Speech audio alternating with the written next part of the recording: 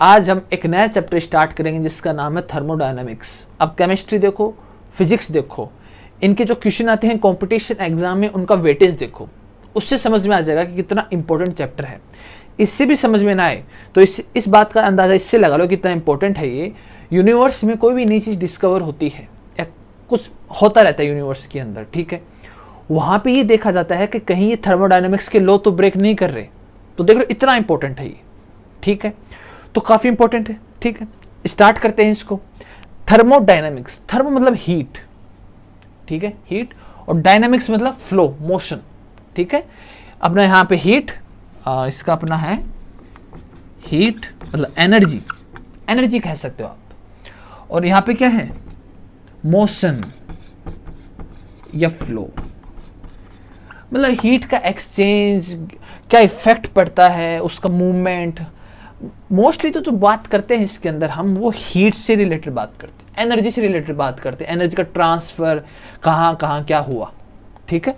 हम यहाँ एनर्जी की ज़्यादा बात करते हैं थर्मोडायनेमिक्स में,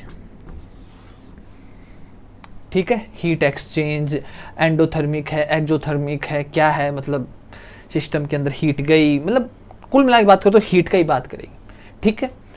तो इसको स्टार्टिंग से, इसको बेसिक से स्टार्ट करते हैं और इसको सबसे पहले बेसिक क्लियर करते हैं, ठीक है। तो इसमें सबसे पहले हम सिस्टम की बात करेंगे, ठीक है। सिस्टम गवर्नमेंट वाला नहीं, थर्मोडायनेमिक्स वाला, ठीक है। सिस्टम ये एक कंटेनर है और इसमें गैस के मॉलिक्यूल्स हैं, ठीक है, गैस के मॉलिक्यूल्स हैं।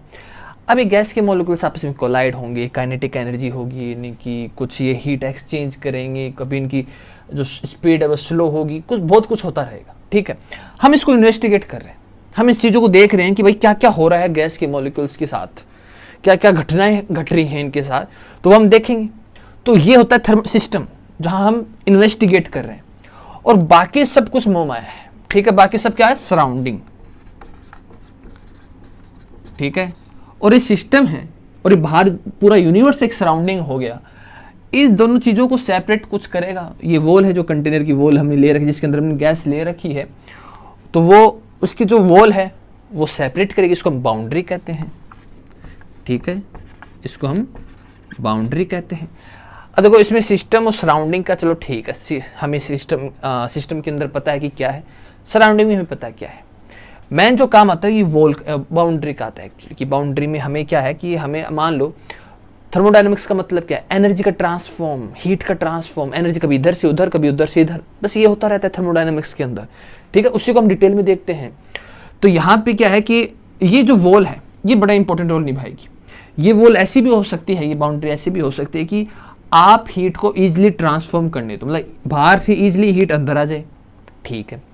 पर ऐसा भी हो सकता है कि हमें बाहर की हीट की जरूरत ही नहीं है, हम एक बार बाहर की हीट को, बाहर की एनर्जी को बाहर ही रखते हैं, इसकी जो एनर्जी है उसको इन्वेस्टिगेट करना है, तो हम एडियाबैटिक वॉल का यूज करेंगे, एडियाबैटिक बाउंड्री का यूज करेंगे, जिसमें हीट, जैसे थर्मल फ्लास्क होते हैं, जो थर्मल की बोतल होती है, हम पानी पीते हैं, जिसमें चाय पीते हैं एक्चुअली, तो उसमें क्या होता है, बाहर की हीट अंदर नहीं आती है, ठीक है। तो बस वो यूज कर लेंगे। अगर मैं अंदर का इन्वेस्टिगेट करना पूरा, तो और बाहर से क्या इंपैक्ट होता है, तो अलग टाइप से, ठीक है। तो इस टाइप से देखें तो हमारे पास 3 टाइप के सिस्टम निकल के आते हैं। एक हमारे पास निकल के आता है ओपन सिस्टम, एक क्लोज सिस्टम, और एक हमारे पास आइसोलेटेड सिस्टम। आइसोलेट काफ़ी हुए हैं हम कोरोना टाइम में, ठीक है।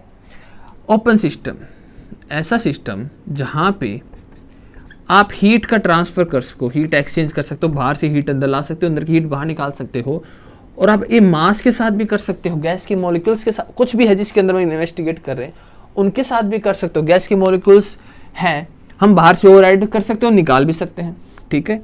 तो ऐसा ओपन माइंडेड सिस्टम को हम कहते हैं ओपन सिस्टम, ठीक है, जिसमें सब कुछ ओपन होता है। क्लोज में आते हैं। क्लोज में आप एनर्जी तो ट्रांसफ़र करवा सकते हैं, एनर्जी तो आ जाएगी, या आप हीट कह लो, पर मास एक्सचेंज नहीं होगा। हम मास एक बार के लिए हीट को एक्सचेंज कर लेंगे, मास हम नहीं करेंगे, अब मास को हम रोक देते हैं। तो मास को रोक दिया, तो इस टाइप के सिस्टम को कहते हैं क्लोज सिस्टम। और सिंपल सी बात है, अगर दोनों को ही रोक दे, तो अगर एनर्जी और मास दोनों को ही रोक दें तो इस टाइप के सिस्टम को कहते हैं हम आइसोलेटेड सिस्टम। अब इनके एग्जांपल देख लो आप। चाय बनाई, ठीक है, उससे एनर्जी भी रिलीज हो रही है और उसका मास भी डिक्रीज हो रहा है, ओपन सिस्टम। उसके ऊपर आप ढक्कन लगा दो, ठीक है, तो मास तो इसके अंदर रह जाएगा लेकिन हीट निकलेगी। और उसको आप थोड़ा सा एक थर्मल फ्लास्क की तरह उसमें रख दो तो ना हीट निकलेगी ना मास निकलेगा, ठीक है। तो ये हमारे पास हो गया 3 टाइप के सिस्टम। तो थर्मोडायनेमिक होता है ना, ये मैक्रो प्रॉपर्टी का होता है, नॉट माइक्रो, ठीक है। ये मैक्रो का होता है, नॉट माइक्रो। माइक्रो में जब हम बात करते हैं इंडिविजुअल थिंग्स की बात करें, जैसे एक एटम ले लिया उसकी बात कर रहे हैं, एक मॉलिक्यूल ले लिया उसकी बात कर रहे हैं, ठीक है। माइक्रो हम क्वांटम में घुस जाते हैं, आप ऐसे कह लो, ठीक है। लेकिन हम मैक्रो में बात करते हैं group of molecules, group of atom. हम साइंस में हम जो भी हम देखते हैं, साइंटिस्ट जो भी करते हैं वो ग्रुप में बात करते हैं। कोई एक इंडिविजुअल एटम की बात थोड़ी कर सकता है और कोई मॉलिक्यूल इस पर क्या काय का तो रिसर्च करेगा, ठीक है। तो हम हमेशा क्या करते हैं, ग्रुप की बात करते हैं। तो हम माइक्रो में बात करते हैं थर्मोडायनामिक्स में, ठीक है। क्वांटम होता तो हम माइक्रो में बात करते हैं, ठीक है। तो जैसे आप देखो, जैसे टेम्परेचर है, कुछ भी उठा के देख लो, डेंसिटी है, मास है और वॉल्यूम है, ये जितने कुछ भी हम पढ़ते हैं ये मैक्रो तो प्रॉपर्टी है। टेम्परेचर इंडिविजुअल की तो बात करता नहीं, पूरे सिस्टम की बात करता है कि पूरे सिस्टम का टेम्परेचर कितना है। डेंसिटी भी ये बात करती है, मास भी ये बात करती है, वॉल्यूम, वो जितने भी चीज़ हैं ये हम जो पढ़ते हैं तो ये मैक्रो प्रॉपर्टीज ही तो है, कोई इंडिविजुअल की तो बात कर नहीं रहा, तो सबके अलग अलग, ठीक है। तो ये होती है मैक्रो प्रॉपर्टीज। तो थर्मोडायनेमिक्स में हम मोस्टली फाइनल स्टेट और इनिशियल स्टेट की बात करते हैं, बीच का जो पाथ होता है उसकी बहुत कम बात करते हैं एक्चुअली, ठीक है। तो मोस्टली हम फाइनल स्टेट की और इनिशियल स्टेट की बात करते हैं।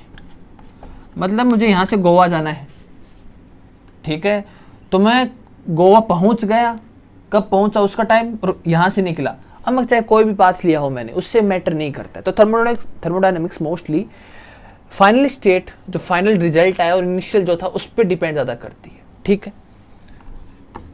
ऐसे भी नहीं कह रहा कि कंप्लीटली पाथ को इग्नोर ही करती, पाथ पे भी डिपेंड करती है, पाथ पे वर्क काम करता है, हीट पर ध्यान देता है, लेकिन जो मोस्ट बता रहा हूँ, ठीक है।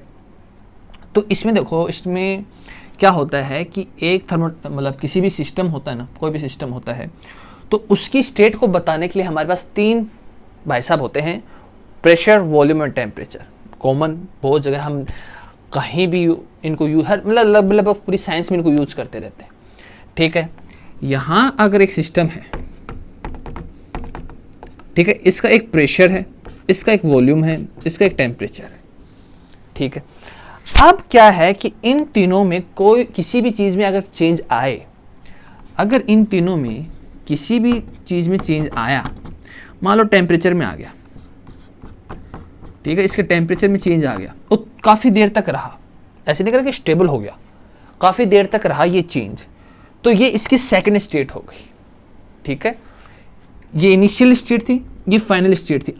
जरूरी नहीं फाइनल हो कि टेम्परेचर वापस अगर चेंज हो जाए फर्दर तो दूसरी चेंज आ जाएगी, लेकिन हम इन दोनों की बात कर रहे हैं। इसके लिए तो ये फाइनल है, ठीक है, और इसके लिए इनिशियल है। तो अगर इनमें एक भी चीज़ में अगर चेंज आए तो ये स्टेट वेरिएबल कहलाते हैं। स्टेट वेरिएबल हैं ये, जो स्टेट को डिफाइन करते हैं कि स्टेट कैसी होगी। एक भी चीज़ में चेंज आए तो उसकी स्टेट चेंज, ठीक है। तभी कह रहा हूँ कि मोस्टली इसमें हम फाइनल स्टेट और इनिशियल स्टेट की बात करते हैं। पाथ क्या है ये बहुत कम बात करते हैं इसके अंदर, ठीक है। तो ये होता है हमारे पास स्टेट वेरिएबल। तो इसमें हमारे पास जो नेक्स्ट आता है वो हमारे पास आता है थर्मोडायनामिक इक्विलिब्रियम। हम इक्विलिब्रियम की बात करेंगे, थर्मोडायनामिक इक्विलिब्रियम, ठीक है। मतलब ये क्या कहता है, ये हमारे पास देखो 3 टाइप के इक्विलिब्रियम होते हैं। एक हमारे पास होता है थर्मल इक्विलिब्रियम, एक हमारे पास होता है मैकेनिकल इक्विलिब्रियम, और एक हमारे पास होता है मटेरियल इक्विलिब्रियम। ये 2 टाइप का हो सकता है, केमिकल हो सकता है और फेज हो सकता है, ठीक है। 2 टाइप का ये हो सकता है। अब देखो फर्स्ट हमारे पास कुछ नहीं है, थर्मल इक्विलिब्रियम। थर्मल की बात आ रही है, हम किसकी बात कर रहे हैं, हमारे पास क्या है, 3 स्टेट वेरिएबल हैं, प्रेशर, वॉल्यूम एंड टेम्परेचर, ठीक है। अब देखो थर्मल की बात कर रहे हैं, थर्मल इक्विलिब्रियम की मतलब इक्विलिब्रियम क्या होता है, एक स्टेज सेट हो जाए, मतलब जहाँ रिएक्टेंट प्रोडक्ट दोनों इक्वल हो जाए, ठीक है, या थ्रू आउट द जो भी चीज़ है वो मतलब एक सेम फेज में आ जाए, मतलब सेम थिंग्स में आ जाए, मतलब कहने का मतलब क्या है, ये सिस्टम है, ठीक है। और ये वापस ये गैस की मॉलिक्यूल, मान लो यहाँ का जो टेम्परेचर है और यहाँ का जो टेम्परेचर दोनों अलग अलग है, ठीक है। ये जो टेम्परेचर है यहाँ का मान लो T1 है, कुछ भी टेम्परेचर है, और यहाँ का जो T2 है, एक सिस्टम की बात कर रहा हूँ मैं, ठीक है। अब अगर ये, अब देखो जैसे मान लो यहाँ का जो टेम्परेचर वो हाई है और यहाँ का जो टेम्परेचर है वो लो है, तो सिंपल सी बात है, हाई टेम्परेचर की तरफ से हाई लो की तरफ जाएगा। अभी टेम्परेचर मतलब हाई है तो यहाँ को एडजस्ट करने की कोशिश करेगा, तो ये इस तरफ आएगा। तो जब ये पूरा टेम्परेचर पूरे सिस्टम का इक्वल हो जाता है ना, मतलब थ्रू आउट द पूरे सिस्टम में टेम्परेचर सेम है, तो उसको हम कहते हैं थर्मल इक्विलिब्रियम, ठीक है। बस मैकेनिकल एक वर्क होता है, तो मैकेनिकल की चीज हम किसके लिए यूज करेंगे, प्रेशर के लिए। प्रेशर एक वर्क ही तो होता है, तो यहां हम अगर पूरे सिस्टम का pressure through out the system equal है तो हो गया मैकेनिकल इक्विलिब्रियम। लास्ट वाला हमारे पास मैटेरियल इक्विलिब्रियम आता है, जो केमिकल होता है, फेज में होता है। एक कंपोजिशन में बात करता है कि कंपोजिशन, कुछ कंपोजिशन हो जाए वो कांस्टेंट होनी चाहिए, उसको इग्नोर मारो। अपने पास टेम्परेचर हो गया कांस्टेंट, प्रेशर हो गया, तो वॉल्यूम को कांस्टेंट कर देते हैं। तो इसमें अगर वॉल्यूम कांस्टेंट हो थ्रू आउट द सिस्टम, मतलब हर जगह वॉल्यूम इक्वल हो, तो हम इसको कहेंगे मटेरियल इक्विलिब्रियम, ठीक है। तो टेम्परेचर कांस्टेंट हो तो थर्मल इक्विलिब्रियम, प्रेशर कांस्टेंट हो तो हम मैकेनिकल, और वॉल्यूम कांस्टेंट हो तो हम उसको कहेंगे मटेरियल इक्विलिब्रियम, ठीक है। अगर इन तीनों में से कोई भी नहीं है, कोई भी स्टेट नहीं, तो उसको हम थर्मोडायनेमिक इक्विलिब्रियम कहेंगे नहीं। अगर टेम्परेचर भी नहीं है, प्रेशर भी नहीं है, वॉल्यूम कोई भी through out the system constant नहीं है, तो हम उसको थर्मोडायनेमिक इक्विलिब्रियम नहीं कहेंगे, ठीक है। इसमें हमारे पास जो नेक्स्ट टॉपिक है वो है थर्मोडायनेमिक वेरिएबल। थर्मोडायनेमिक वेरिएबल, आपने बहुत से टॉपिक पढ़े होंगे, और उस टॉपिक में अगर उसकी प्रॉपर्टीज की बात करें तो उसमें लिखा होता है कि ये इंटेंसिव प्रॉपर्टी है, एक्सटेंसिव प्रॉपर्टी है, ठीक है। और एक चीज जो लिखा होती है कि स्टेट फंक्शन है, पाथ फंक्शन, ये हम आगे पढ़ेंगे। इसका जो नेक्स्ट टॉपिक है वो है, पहले इसको समझते हैं कि इंटेंसिव और एक्सटेंसिव, ठीक है। थर्मोडायनामिक में इसमें थोड़ा डिटेल में देखेंगे, क्योंकि हम सिस्टम की बात करते हैं, इसके अंदर हीट की सिस्टम की बात करते हैं, तो इसलिए हम हर चीज को इसमें लेंगे। तो एक होती है इंटेंसिव और एक होती है एक्सटेंसिव। इंटेंसिव होती है वो साइज पे डिपेंड नहीं करती, जो अमाउंट ऑफ सब्सटेंस की हम बात कर रहे हैं, हमने कोई सिस्टम लिया, उसके अंदर कोई अमाउंट ऑफ सब्सटेंस है, उसके साइज पे डिपेंड नहीं करता है। अमाउंट ऑफ सब्सटेंस की साइज पे डिपेंड नहीं करता है, ये करेगा। और दोनों उसके नेचर पे भी डिपेंड करते हैं, नेचर के हिसाब से भी देखा जाता है, ठीक है। दोनों नेचर पे भी डिपेंड करते हैं, ठीक है। अब इसका अगर हम एग्जाम्पल देखें तो देखो, इसको अगर हम थोड़ा ऐसे पूरा साइंस में घुसेंगे, थोड़ा तोड़े मरोड़ेंगे तो थोड़ा कंफ्यूज हो सकते हैं मे भी। सिंपल सा एग्जांपल है, मेरा कलर है, ठीक है, मेरा जो भी कलर है वो मेरी साइज पे डिपेंड करता है। चाहे मेरी हाइट छोटी हो, बड़ी हो, चाहे कैसी भी मीडियम टाइप की हो, मेरा कलर मेरे साइज पे डिपेंड नहीं करता, वो सेम रहेगा।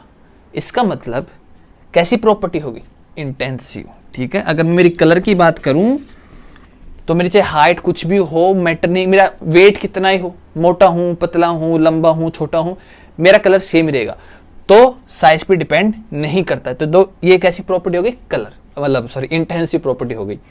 एक्सटेंसिव, अब मेरी हाइट है या मेरा जितना वेट है, या मैं जितना, अगर मैं मोटा हूं, पतला, तो मैं कितना एरिया कवर करता हूं एक्चुअली, ठीक है, मैं कितना एरिया कवर कर रहा हूं, मेरी हाइट भी है, मेरा मास भी डिपेंड करेगा उस चीज के ऊपर। तो जो ये प्रॉपर्टी है ये कैसी होगी, एक्सटेंसिव, मेरे साइज का फर्क पड़ता है।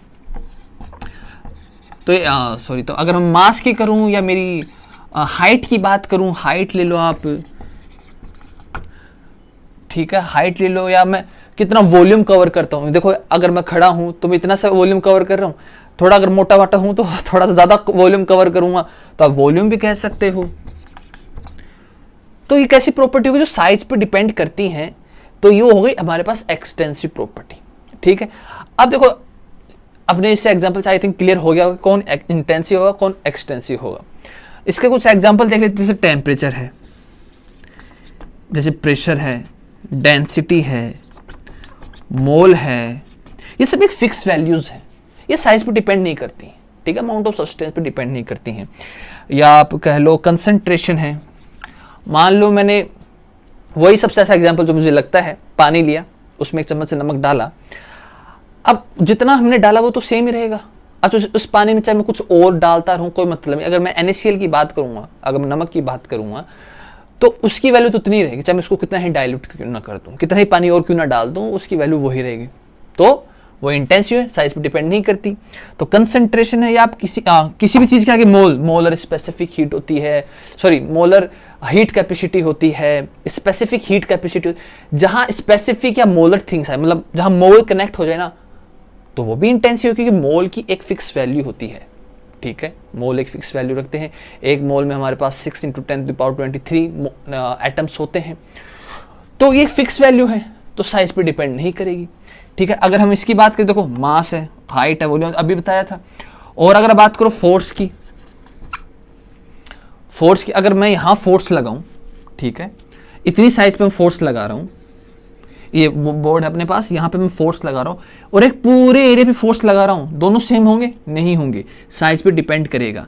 एरिया लूँ, सही बात है, एरिया ले लो, चाहे इतने पे मैं फोर्स लगाऊँ और इतने पे फोर्स लगाऊँ, तो एरिया भी आ गया, ठीक है।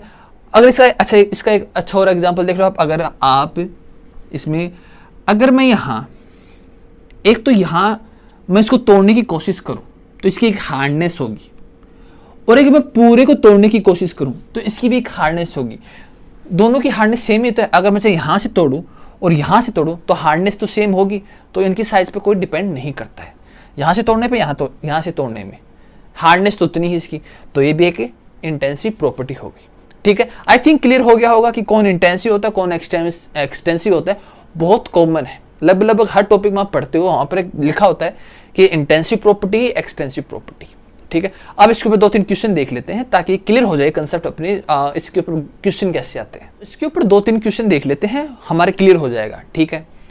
अगर हम बात करें, मान लो मेरे पास 2 फंक्शन हैं और ये दोनों फंक्शन एक्सटेंसिव प्रॉपर्टी शो करते हैं, तो क्या होगा, ठीक है। तो अब ऐसे भी हो सकता है कि दोनों को हम डिवाइड कर दें, इसका डिफरेंशिएशन ले लें अपन, मल्टीप्लाई कर दें, ऐड कर दें और माइनस कर दें, तो क्या क्या होगा, ठीक है।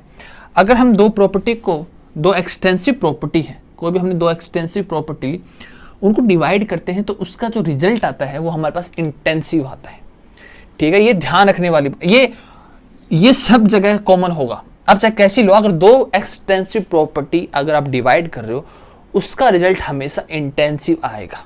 एक नोट टाइप में आप रख सकते हो उसको, ठीक है, कि 2 एक्सटेंसिव प्रॉपर्टी को हम करते हैं तो रिजल्ट इंटेंसिव आता है।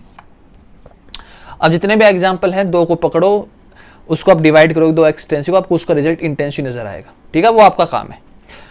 इसकी बात करें, ठीक है, तो ये सेम ही है, ये स्मॉल वैल्यू में है, हम स्मॉल वैल्यू में यूज करते हैं, ठीक है, तो ये सेम होगा। 2 एक्सटेंसिव प्रॉपर्टी को जब हम मल्टीप्लाई करते हैं तो इसका कोई रिजल्ट नहीं निकल के आता, ना इंटेंसिव ना इंटेंसिव, ठीक है, तो ये नोट डिफाइन होता है। यहाँ पे एक देखो, हम एक एग्जांपल ले लेते हैं ताकि थोड़ा थोड़ा हमारे क्लियर हो जाए, अगर कुछ उससे कनेक्ट हो रहा हो तो यही क्लियर कर लेते हैं, ठीक है। मोल एक इंटेंसिव प्रॉपर्टी होती है, वॉल्यूम, ठीक है, और हमारे पास कंसंट्रेशन ले लेते हैं। मोल फिक्स वैल्यू होती है, कंसंट्रेशन फिक्स वैल्यू होती है, तो इंटेंसिव साइज पे डिपेंड नहीं करती, वॉल्यूम साइज पे डिपेंड करती है, ठीक है। तो अब इसको हम आगे यूज करेंगे। अच्छा, 2 एक्सटेंसिव प्रॉपर्टी को जोड़ेंगे या 2 एक्सटेंसिव प्रॉपर्टी को माइनस करेंगे तो क्या रिजल्ट आएगा। 2 यूनिट है, किलोमीटर, दोनों किलोमीटर में ही ऐड होंगी, किलोमीटर और मीटर ऐड नहीं होंगे, तो मीटर को हम पहले किलोमीटर में कन्वर्ट करते फिर ऐड करते, तो सेम यूनिट जुड़ती और घटती है, ऐड होती है और माइनस होती है, ठीक है। तो एक्सटेंसिव तो एक्सटेंसिव, और ये भी हमारे पास एक्सटेंसिव, ठीक है। अब अगर इसको हम इंटेंसिव कर दें, तो इंटेंसिव कर दें तो 2 इंटेंसिव का जो रिजल्ट होता है वो हमारे पास इंटेंसिव ही होता है, ठीक है। ये आपका काम है, जो भी एग्जाम्पल उनको आपको देखना पड़ेगा। इसकी बात करें तो सेम ही है, क्योंकि स्मॉल वैल्यू में रखा है। दो इंटेंसिव प्रॉपर्टी को जब मल्टीप्लाई करते हैं उसका रिजल्ट इंटेंसिव आता है, ठीक है, उसका रिजल्ट इंटेंसिव आएगा, ठीक। और अगर हमारे देखें दो इंटेंसिव प्रॉपर्टी को ऐड करेंगे और दो इंटेंसिव प्रॉपर्टी को माइनस करेंगे तो सिंपल सी बात है, सेम यूनिट जुड़ेंगी तो ये इंटेंसिव होगा। अब अगर इसमें हम x को मान लें कि ये इंटेंसिव है और y को मान लें ये एक्सटेंसिव है, तो यहां देखो इंटेंसिव अपॉन एक्सटेंसिव, ये नहीं दिख रहा। मोल क्या है? इंटेंसिव प्रॉपर्टी है, साइज पर डिपेंड नहीं करती, एक फिक्स वैल्यू होती है। वॉल्यूम क्या है? Extensive property. रिजल्ट क्या आ रहा है? इंटेंसिव। तो इसका रिजल्ट क्या आएगा? इंटेंसिव, ठीक है। अगर हम दो वैल्यू को अगर हम इंटेंसिव अपॉन एक्सटेंसिव लेंगे तो रिजल्ट हमारे पास इंटेंसिव आएगा। स्मॉल वैल्यू में ये आएगा, ठीक है। अगर हम इंटेंसिव और एक्सटेंसिव को मल्टीप्लाई करते हैं तो इसका जो रिजल्ट है वो एक्सटेंसिव आता है, ठीक है। इन दोनों का रिजल्ट आएगा एक्सटेंसिव। या अगर हम करेंगे तो काफ़ी डीप हो जाएगा, काफ़ी लंबा चौड़ा हो जाएगा, इसलिए आप खुद करने की ट्राई करना।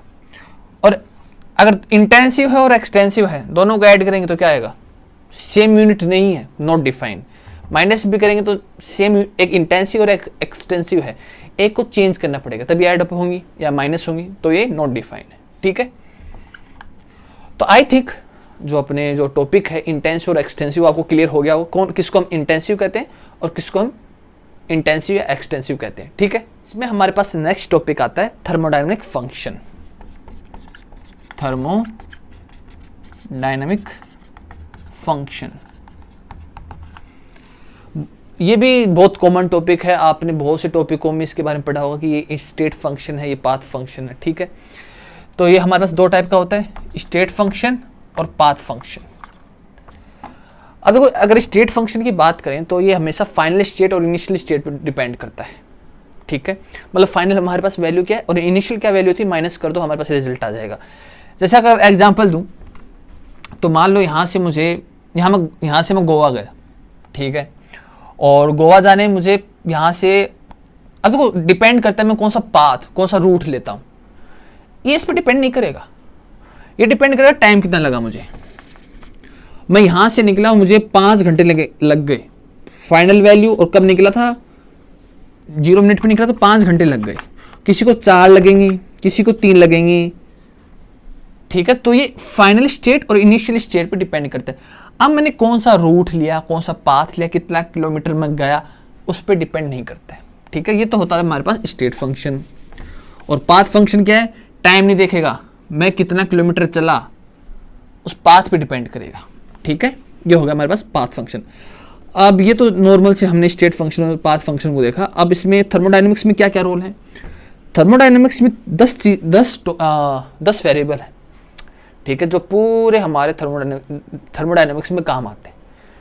कौन से स्टेट फंक्शन? हमारे पास 8 स्टेट फंक्शन होते हैं। तभी मैंने स्टार्टिंग में कहा था कि मोस्टली हम स्टेट फंक्शन की ही बात करते हैं थर्मोडायनेमिक्स में, मोस्टली कहा था, कंप्लीटली नहीं। तो कौन से होते हैं? तो कुछ 4 वेरिएबल तो हमारे पास होते हैं, कि 4 एनर्जी वेरिएबल्स होते हैं। Gibbs free energy, Helmholtz energy, internal energy, E से शो कर दो आप, चाहे यू से शो कर दो, जो हमारे पास सूटेबल हो। और एक हमारे पास होते हैं एंथैल्पी।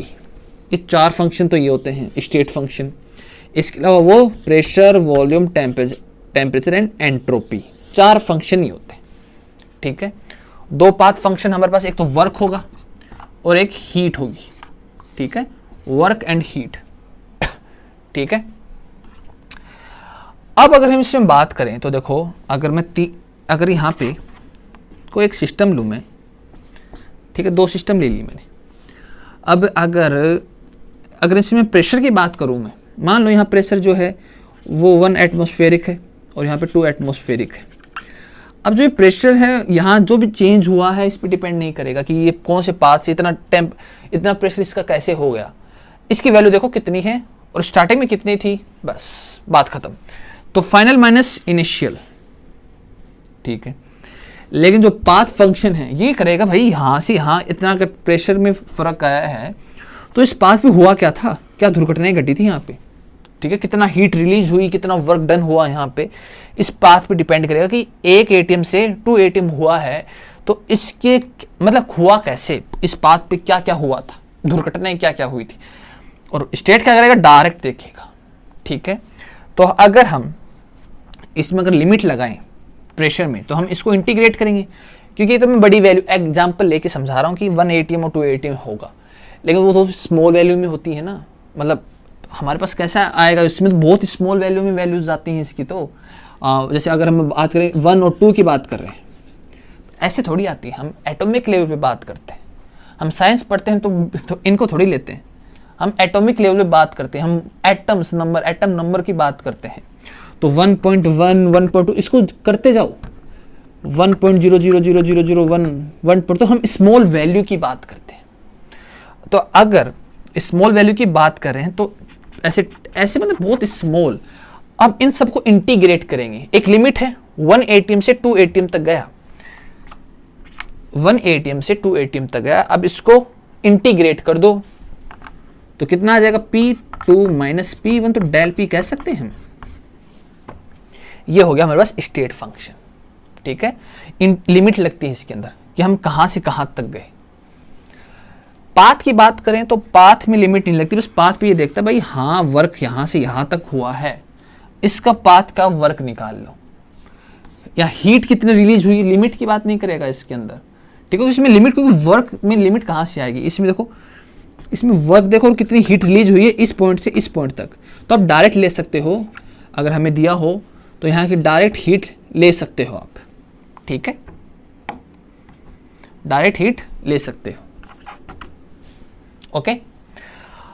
नेक्स्ट पॉइंट इसमें आता है कि अगर हम साइक्लिक में बात करें, अगर मान लो, अगर थोड़ा सा और अच्छी ड्राइंग बनाते हैं, अगर इसकी हम साइक्लिक में बात करें, लिमिट समझ में आ गया ना कि लिमिट क्यों लगाते हैं हम। यहाँ मैंने एग्जांपल लिया था 1 एटीएम 2 एटीएम, इसमें नहीं मत देखो, हम साइंस में बात करते ही एटॉमिक लेवल की है, बहुत स्मॉल वैल्यू, हम ये क्यों लगाते हैं, हम ये डिफरेंशिएशन करते हैं और इंटीग्रेशन करते हैं क्यों, बहुत एटॉमिक लेवल पे जो स्मॉल वैल्यूज होती हैं उनको डिफरेंशिएशन करना, उनका मतलब उनको ब्रेक करना और उनको इंटीग्रेट, उनको जोड़ना, ठीक है। दैट्स व्हाई हम इसको ऐसे और यूज करते हैं, ठीक है।